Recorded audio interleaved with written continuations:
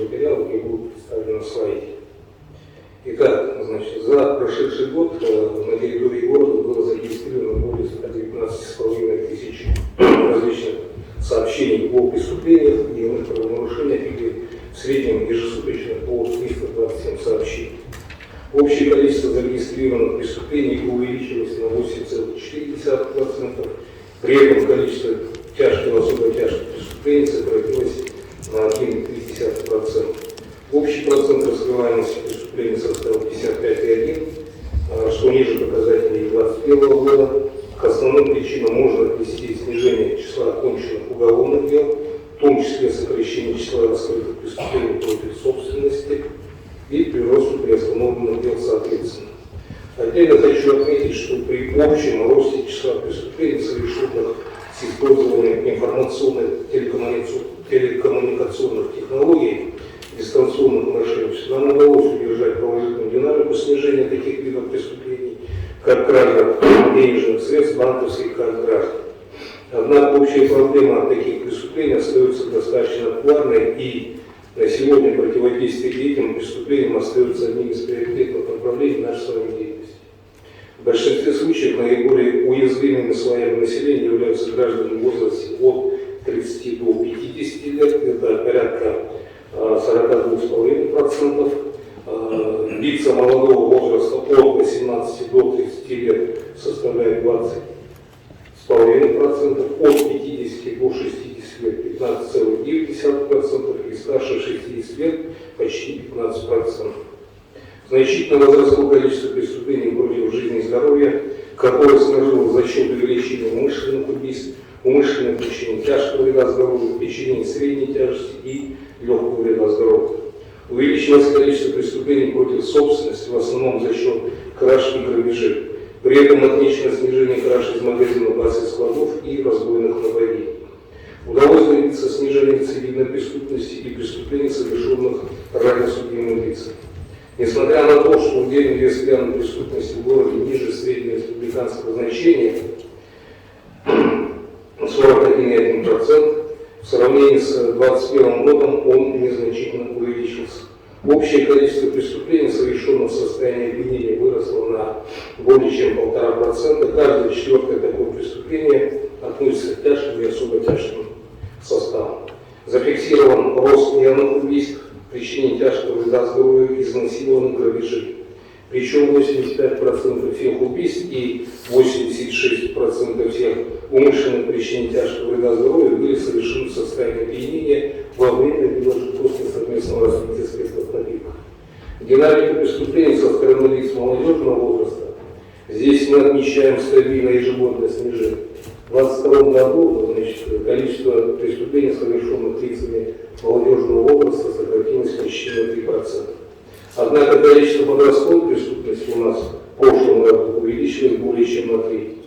Как и предыдущие годы в структуре подростковой преступности основную долю у нас составляет кража чужого имущества. Не ослабевает опасность увлечения подростков незаконный оборот наркотиков посредством сети интернет, получившей распространение как сетевой наркомаркетинг. По уголовным делам, возбужденным по фактам распространения наркотических средств лицами несовершеннолетнего возраста, за прошлый год было расследовано 8 преступлений, при этом 7 подростков были привлечены к уголовной ответственности за совершение преступлений в составе группы лиц. Между тем, количество подростков, задержанных за употребление наркотических средств, у нас сократилось на 40%.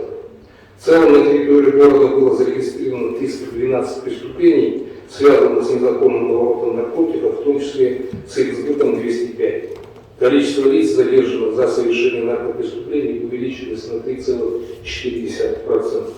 Пресечена была деятельность преступного сообщества, возбуждено 3 уголовных дела в отношении лиц, действовавших на территории страны, которые сбывали наркотики через сайт интернет-магазинов, выявлено 16 групп лиц, действовавших по предварительному сговору, установлено задержанных 3 наркосбытчика, распространявших наркотики путем размещения закладок тайников. В общей сложности из незаконного оборота изъято в 2 раза больше запрещенных веществ, ниже, чем в 2021 году, и составило около 40 килограммов, из которых 73% или порядка 30 килограммов относится к наркотикам синтетического происхождения. В пересчете на дозы вес наркотических средств составил на более чем 130 тысяч доз. Количество преступлений, совершенных в общественных местах и на улицах, у нас увеличилось на 12,7%.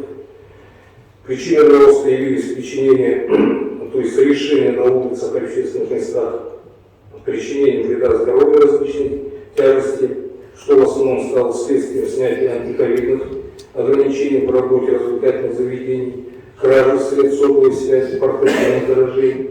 Ну и профилактические мероприятия позволили сократить количество краж велосипедов в летнее время года. Продолжается работа по выявлению и пресечению фактов незаконной реализации алкогольной спиртосодержащей продукции. Задокументировано 407 нарушений правил реализации спиртных напитков. По решению арбитражного суда к административной ответственности привлечены 2 индивидуальных предпринимателя. Задокументировано 45 фактов бутыльничества, у которых изъято более чем 1700 литров алкогольной продукции. По фактам повторного выявления незаконной розничной продажи алкогольной спиртосодержащей продукции было возбуждено 6 уголовных дел, в 2021 году 1 уголовное дело.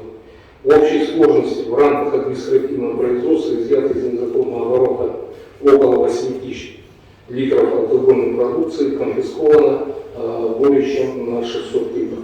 В рамках оперативно-розыскных мероприятий, направленных на пресечение преступлений в сфере оборота алкоголя, возбуждено 7 уголовных дел, в 2021 году 1, изъято более 10 тысяч бутылок объемом свыше 5200 литров. Под постоянным вниманием у нас находятся вопросы контроля за миграционной ситуацией. В прошлом году за счет открытия границ на миграционный учет было поставлено на 3 больше иностранных граждан, большинство из которых это трудовые мигранты.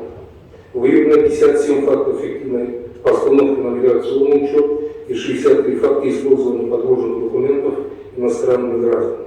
За нарушение миграционного законодательства к административной ответственности было привлечено более 1000 иностранных граждан. К административной ответственности привлечено 24 юридических лица и индивидуальных предпринимателей. Кроме того, на 4,8% у нас увеличилось число преступлений, совершенных иностранными гражданами. В отношении иностранных граждан и лиц без гражданства было совершено 81 противоправное деяние. Остаются вопросы в части обеспечения безопасности дорожного движения. Зарегистрировано было 370 дорожно-транспортных происшествий с пострадавшими, в которых погибло 16, получили травмы 452 человека. Выявлено было свыше 82 тысяч нарушений правил дорожного движения, в том числе более 270, в том числе по САПА, 276 тысяч административных правонарушений.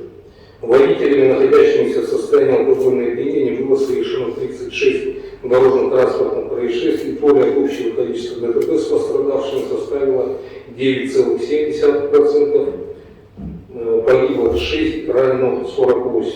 Всего было задержано 2481 нетрезвый водитель.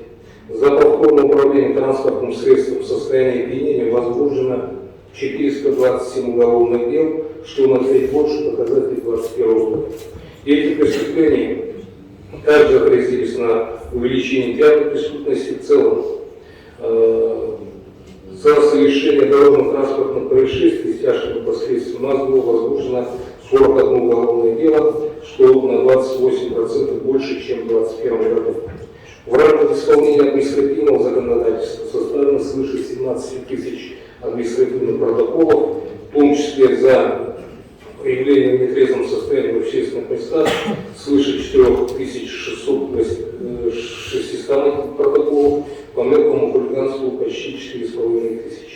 По административным правонарушениям наложенных штрафов с учетом штрафов, выписанных по линии ГИБДД, на сумму 463 миллиона 814 тысяч.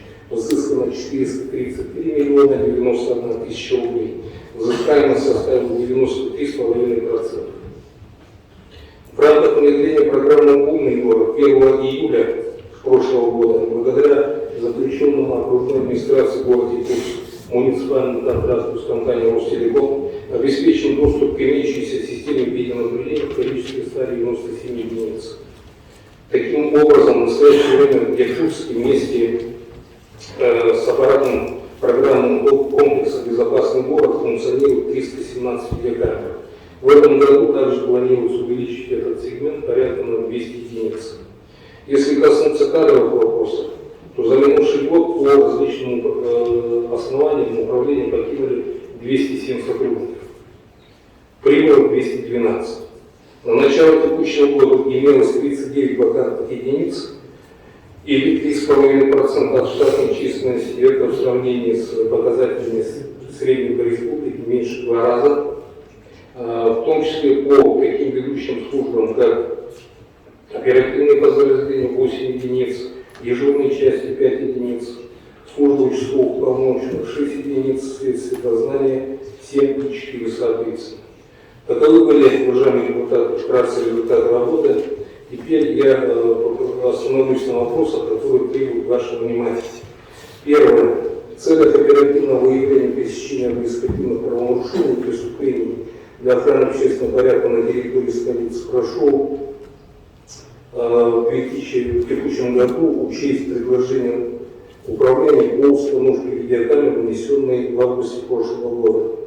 Здесь мы, изучив состояние оперативной обстановки, предлагали установить дополнительные камеры наблюдения, обеспечивающие видеосъемку на улицах и вокруг школ города Якутска. Это по строительному округу 14 штук, по центральному 10, Купинскому 25, промышленному 13, Октябрьскому 13 и Сайсарскому округу 25. Всего, значит, у нас вышло 168.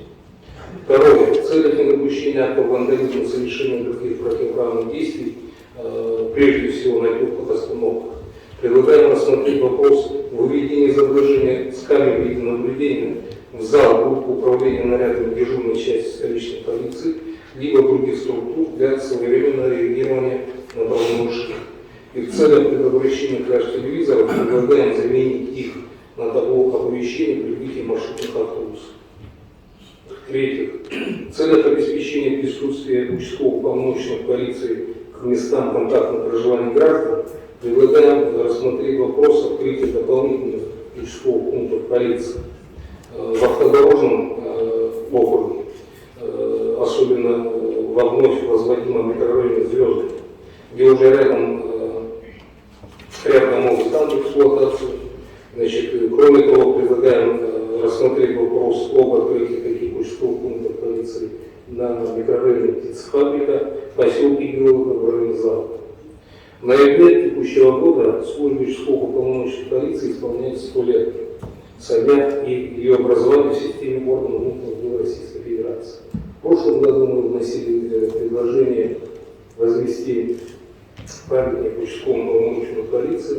Этот вопрос у нас прорабатывается Министерством внутренних дел, но здесь мы в целях увековечения памяти нашего заслуженного ветерана Фатимы Прокопьевны Васильевны, которая проработала долгое время участковым уполномоченным полиции в микрорайоне Птицефабрика, предлагаем, значит, назвать одну из улиц в районе Птицефабрики ее имени. Четвертое. На протяжении многих лет в городе Якутске существует проблема проведения медицинского свидетельства граждан на состояние эпидемии. Надеемся на то, что принятый проект закона в первом чтении вчера в Губкомане этот вопрос решит, однако, когда этот закон будет принят, наверное, не скоро, время начинает у нас весенний сезон наступает, скоро наступит летний сезон, у нас существует проблема с проведением освидетельствования граждан. Все знаете о том, что у нас только один наркокабинет находится на улице Подорожной. Мы бы хотели, значит, видеть такой же наркокабинет где-то в центральной части города, либо же на объекте Коряк, где, собственно говоря, с прошлого года у нас было открыто 10 койко-мест, так называемый метод развития. И последнее, прошу поддержать наше предложение по увеличению финансирования муниципальной программы, то, о чем мы говорили, да, Николай Николаевич, по программе профилактики правонарушений несовершеннолетних на 2023 год. В заключение хочу сказать, уважаемые депутаты, что несмотря на новые вызовы и угрозы, складывающиеся в геополитике, личный состав управления справился с обязанностями по поддержанию правопорядка в городе и не допустил его осложнения на приоритетных направлениях. На текущий год по-прежнему приоритетами остаются у нас предупреждение правонарушений преступлений, раскрытие преступлений, расследование уголовных дел, но и обеспечение безопасности граждан в жилом секторе, в общественных местах. Надеемся на дальнейшее плодотворное сотрудничество.